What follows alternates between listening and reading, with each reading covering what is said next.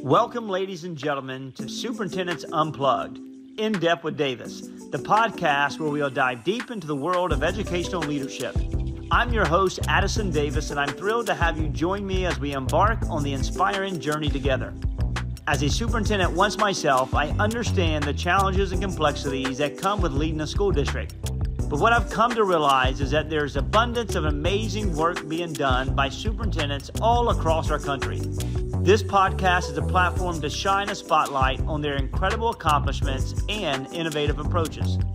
Each episode will bring you exclusive interviews and superintendents from various districts across our country, both big and small, urban and rural, as they share their personal stories, triumphs, and even their moments of vulnerability. We will explore the strategies they employ to tackle the ever-evolving landscape of education, from fostering equity and inclusivity to embracing technology and preparing students for their future. But this podcast isn't just about showcasing success. It's about fostering a community of educational leaders who can learn from one another, share their experiences, and collectively navigate the complexities of our role. We'll discuss the tough topics as well, the difficult decisions, and the innovative solutions that are transforming education for the better. So while you're an educator, a parent, a student, or simply someone who's passionate about education, this podcast is for you. Superintendents Unplugged is your behind-the-scenes pass to the world of educational leadership, where we uncover the stories that inspire, motivate, and empower every one of us. Get ready to be inspired, challenged, and entertained as we embark on this incredible journey together. I can't wait to introduce you to the remarkable superintendents who are changing the educational landscape one district at a time. Welcome to another episode of In Depth with Davis. I'm your host, Addison Davis. Today from San Diego, we have a special guest with us, one of the greatest innovators in the educational space. Today, we have from Issaquah School District, we have Heather Tow-Yick. Thank you so very much for being with us, Heather. Thank you, Addison. I'm excited to be here with you and in San Diego. It's beautiful outside, and we got a great bunch of people around us. You know what? Cool things are happening in your community. Cool things are happening from, all of the focus that you've given for building a culture of care to putting systems and processes from academics. Started this journey in 2022. How's it going so far? It's going great. It's year 3 for me, and there are amazing people that work in our school district. I feel so fortunate to work with a great board that is supportive of change, innovation that works, and then building upon what is also strong as a foundation. So the terminology that was sort of conveyed to me when I took on the role was, how do we go from great to greater? And so you can only get from good to great or great to greater through innovation and thinking through what is a necessary next level of change that will require lots of people, but also lead to impact for kids. Absolutely. And we talk about innovation. Innovation isn't doing more things. It's doing things different. Mm-hmm. And it's really looking at how we look at systems and processes. We don't copy and paste our budgets. We don't copy and paste our systems and structures. We don't copy and paste leadership. Every year, we look at our infrastructure, our org structure, and determine how we adjust that.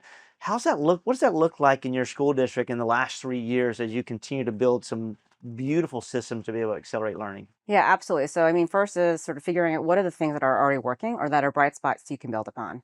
And there's always a coalition of the willing, people who are already at the cutting edge of doing great teaching and learning, or who have new ideas about how to change processes to make systems work better for people. We do have a great school. It's called the Gibson X School, and it's a mastery-based transcript school, and it's very much rooted in project-based learning and design thinking. And all the students do an internship, and they do a project at the end. And so the first question was, are they going to be able to go to college with this kind of transcript that doesn't have grades or GPAs, with traditional course content that says English 11th grade? So, and the answer is absolutely, if they want to. And it's been proven over the past decade now to be a place where kids can go, spark their potential, and give them agency over their learning. So for me, it's about showcasing that, and how does that then help the rest of the system? Love it. So I'd assume this is a secondary model. Secondary model. It's a high school. Gotcha, high school. So I love the internships. Does the district take on the responsibility of creating business partners for students to transition and to engage in? Absolutely. So we have an internship coordinator at the site who helps, create those relationships for the community and for the students and broker those kinds of matches. And it relies on the community, businesses, nonprofits, government to be able to say, and even our own school district, we have internships within our buildings. Beautiful. And it allows us to give students those relevant experiences to say, hey, this is how you apply learning in the real world. And it helps us drive towards a competency-based, capability-based world. That's beautiful. And I think that, are they using academic histories or a certain assessment to determine that match for students? I think it's very much interest based, Okay. and because it's a very high ratio of staff to students, you get this really strong personalized kind of experience, and you have those relationships. So they work with advisors. Part of the work was informed by the big picture learning model, and the outset and the foundation and design of the school, but we made it the Issaquah way. So in my mind, it is a place of joy for learning, which Okay. is something that we need to bring more right. across all of our schools, across all grade levels. I think COVID kind of killed our joy. I mean, to be honest. That's And true. so It did. we were trying to find our way back. It's high engagement, high relevance, high rigor, and high joy. Awesome. And when you look at this part, and we talk about innovation, what's the, we get so many school districts that say, they want to be innovative, but they talk about not having the funding. They talk about not having the resources. How have you created this? Because this is cool. I mean, this could be duplicated across the nation and get away from just the traditional setting that we always know and always drive in. Well, it's a higher cost model because I said there's, a bit of a higher staffing ratio to students, but I would say that there are ways to think about driving resources to the right things. And so when we look at budgets, that's a way to be innovative as well. And especially during a time of declining enrollment. Right. So if you look at your resources, how are you using them strategically and effectively? And are there human processes that could actually free up more resources once you take a maybe lean continuous improvement method and use that to help people focus on what they do best? AI will help be an accelerator of using human talent more effectively.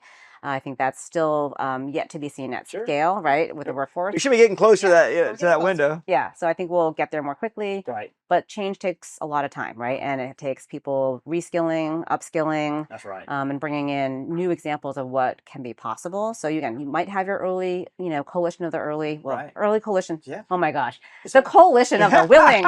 So you have the coalition of the willing, and they help pave the way. But you have to then figure out how you extend that to everyone and give them the opportunity to learn. I think you're spot on. I think that you hit on something related to the decline in enrollment. We see that from a national perspective, and in your geographical area as well. But if we don't do things differently, like you talked about opening the Gibson site and allowing students to discover endless possibilities, we'll lose them. Yeah. So, thank you for being highly competitive and really listening to your community and figuring out how we can provide non-traditional ways, because our role, Heather, and you know this, is to create full option graduates, those that are ready for post-secondary education, the workforce, or the military, whichever one. And that's the end goal of that process. And it's refreshing to hear some really cool initiatives that you have going on. We're actually launching it's called Kickstart. So we're actually figuring out how to extend internships beyond the Gibson EC model. And so this summer we're actually piloting some internships for a small handful of kids, right? Maybe 50, to be able to take on internships this summer, and how we can think about what that might do and how we might make that work in the comprehensive high school model. There are different ways you can have, during the breaks, or you can have some short-term 5-day type experiences to potentially trying to figure out how to use a work experience credit as an elective to be able to get our students exposure early to what things they might be interested in, even if they say, you know what, I did that at that law firm and I did not like it. Then they can rule that out, and they save time and money in the future to be able to pursue something that they might be more interested in. Thank you for saying it, because the exposure will allow them to either double down or identify, you know what, I may want a different area. And that's beautiful. I mean, in my perfect world, if I would go back today and lead a district, I always thought about having a secondary school and having 4 days of core content and extracurricular activities, in the 5th day being somewhat of an opportunity for internships. Yep, using time differently. And thinking about how that, because I think that's the impact, right? And maybe that's not at scale all of the high schools within the community, but maybe 1 or 2 patterns that be able to allow you to be able to do it. So I appreciate it. You bring it to the table, figuring out, hey, how can we fit this in our instructional models? How do we fit it in our instructional frameworks? What time do we take advantage of during breaks, before, during, after school? I think that's really smart. I mean, your point around choice, right? So the current model works for some, but not all. That's right. And so we have to have lots of choices for our students to be able to fit their learning style and their preference. And that takes intentional design, and also takes, when something starts up, like promoting it and really showing that it's possible for families who might not know, if they went through a more traditional model themselves, That's right. what the power and potential could be. Perfect. I'm going to reel back. Your transition to the superintendency is non-traditional. Yes, non-traditional. Non-traditional. Yep. And for me, I think it's super attractive. Well, I think there's time on task that you can learn content, but I think when you run a school district, it's a business. And if you go back to Rhode Island days, you started working in a family in the family business. That was my first job. Yeah, in the restaurants. Yeah. And then you've held some really cool positions with Teach for America, a couple chief of staff positions, a couple district positions. But now, talk about that journey. What does it look like? Because, listen, I've seen uber successful individuals transition and do a non-traditional pathway to superintendents and be super successful. You are paving the way to be able to do that. If you also look at Matos from Austin ISD, he's outside operational and then came into Austin ISD to run. Now he's doing a great job in the district. You are another example. So talk about that risk. How did you land into the educational space, and what does it mean to be able to take on such a cool opportunity in your school district? Yeah, absolutely. So my first job was in a restaurant. We'll talk about that maybe a little bit later. I have to give acknowledgement to my deep family history and roots in the restaurant industry. Yeah, Rhode Island and parts of Boston. And what type of food? The restaurant that my family last ran and owned and operated had a Chinese kitchen and an American kitchen. So you could get an egg roll and a fillet. A fillet or yeah, big time. So I mean, you could blend the types of things you're interested in, and yeah, it was awesome. So, but we can talk more about that in a bit. But I think that the main thing is I came into teaching and education through Teach for America. Love them, by the way. And for me, I was thinking maybe I would like to go to law school and work in social justice, but I want to teach because there's a need and there's a call, and I feel like I can learn from that experience. And what I came away with was two very important core values that drive me today in every single decision I make in my work, but also in what opportunity comes next. And that has been around excellence, a high bar for what's possible and achievement and performance, but also in terms of access to opportunity. So I taught in the South Bronx, right? Like, there you go. It's an area that was not easy. But also you look at New York City's history, it was carved up by a highway. Right. And so by design, students were getting less access to opportunity, and that over time continued to become exacerbated. So in my mind, access to opportunity is core, and how you both raise the bar, but also, close the gaps is really, really important. So for me, it just became all about those principles and values that drove me to say, how do I then do this at scale? I became an instructional coach.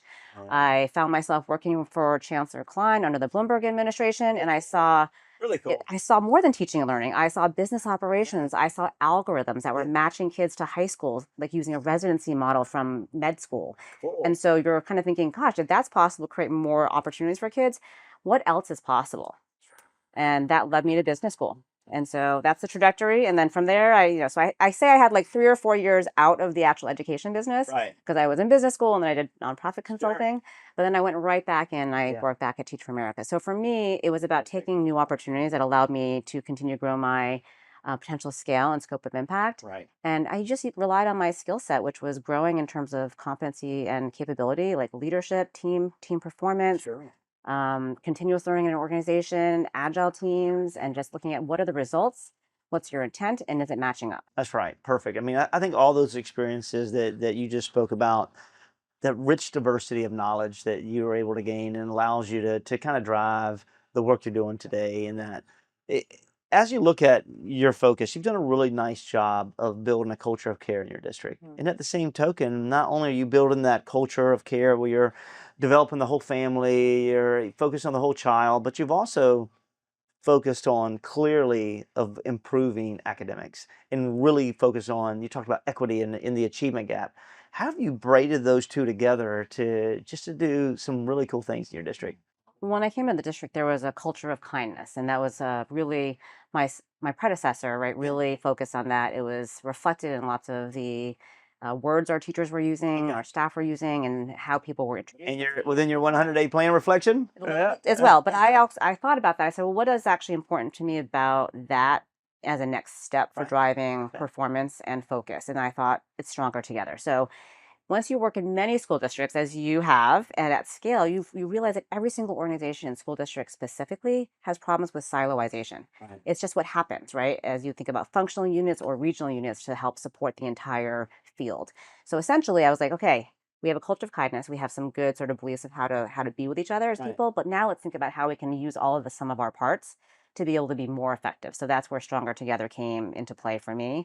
And I've been focusing on sort of helping people and facilitating that kind of conversation around how can we use our work to drive in the same direction, included a strategic plan, that kind of thing. So for me, the culture of care, right, is important, but how that then manifests in terms of how we work together is just as important for how we interact. Perfect basis for you to transition in. Having a really good culture matters. I always questioned why Gallup, and I didn't understand until later in my career, why Gallup always asked, do you have a best friend? And, What do and I mean, spend at work? yeah, and I'm sitting on the back going, man, I'm so focused. I just got to get this job done. What is the deal? But I learned later in my career that truly matters because, there's a joy of coming to work with someone that you care about, that you want to be around. It is genuinely one of your best friends in life. So, well, that organizational strength measure from Gallup is Yeah. one of the best predictors, for profits of actual profit, and then for organizational health for other institutions as well. And so that best friend at work, it's not just someone that you rely on and have fun talking to, or maybe can share a tough moment with. It's Sure. actually your thought partner. That's right. And it's those strong connections between people that make the fabric of an organization even stronger. So listen, culture you have to work on every single day, right? It's a compilation of many different things between people, and we're all humans, so we will mess up. So it's how you actually can allow each other to mess up too. Maybe fail forward, have a bad moment where you're not your best self, and be able to continue to say, I see you're having a hard time. Let me help you. That's right. It's the same thing we would do for our kids in a classroom. Every day, listen, learn, grow, and continue to be champions every day from it. I mean, listen, we're gonna hit home runs, but we're also gonna have strikeouts. And those strikeouts, we need them to be able to rebound, to reflect, to drive, to maneuver, to adjust, and then get it right for kids in this process. As we look at the superintendency, it's becoming a very difficult job. I mean, whether it's pre-COVID, post-COVID, no matter what, now more During than ever. COVID. Yeah, right. Don't forget about that. That's right. That's right. No matter what, it's been hard. And now if you look at school districts around the country, some of the big, large districts, it's like, the span is like three years, right? It's like an NFL running back. And so in those bases, advice would you give those that are either in the position or want to transition into the position about how to lead it with grace, how to lead it with success, and how to stay focused on the work? Yeah. Well, I mean, during, post-COVID, there's always going to be, and that was particularly acute and problematic time period during COVID, but there's always going to be something. The politics will always change. Yeah. There'll be some barrier externally that's a threat, right, to the work. And so when I think about that, like, you just have to be expecting that. Yeah. You have to be prepared for knowing that there's going to be some obstacle that is outsized in nature and maybe expected because of what we see in the ethos, but it might be completely unexpected. Like, we had a bomb cyclone that hit our district, and we were the epicenter, and I had to take my schools offline for 3 full days. Wow. And the school that my son went to was out for 4 days, and that was the first time I'd ever heard the term bomb cyclone. So weather events will happen. Sure. So point being, you have to be prepared, and as a leader, to take on the unknown and the known that will be threats to the system. However, you can still stay the course. And if you have your core values and you have great people around you, you can say, listen, this is still our goal. Sure. We're just going to have to take another route to get there. That's right. We're going to have to adapt and adjust, but we are unwavering with our goal. Yeah. Listen, I thank you so very much for spending some time with me today. It is evident that the Issaquah way is rocking and rolling. You're really focused. You have done a really good job of hiring first-round draft pick for your cabinet, and you're giving them a sense of hope and a vision within your district. So thank you again, appreciate it. Until next time, I look forward to hosting you on In Depth with Davis, Superintendents Unplugged. You've heard it. Heather's done an exceptional job, one of the greatest think partners, members of Chiefs for Change, and one of the greatest leaders in this nation. Until next time, I look forward to seeing you in the classrooms.